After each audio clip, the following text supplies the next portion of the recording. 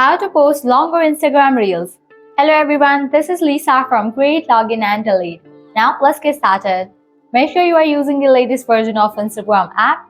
Now launch it. You will land to the home page.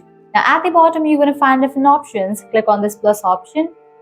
With that your gallery will open up, and over here you're going to find different options. Click on the option of reel and select the reel that you want to upload. Click on next. So this is the reel. Click on next. Click on this option of edit video. Now from here you can easily select the length for the video.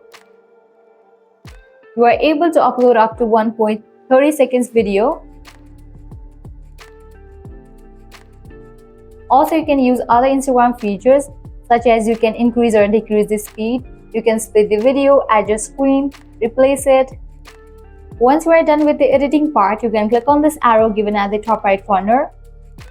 Now from here you can easily customize these.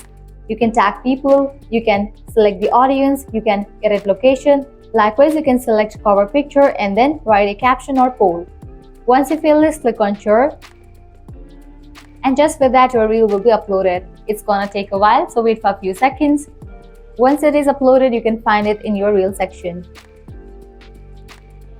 Well, this way you can easily upload longer videos on Instagram Reels.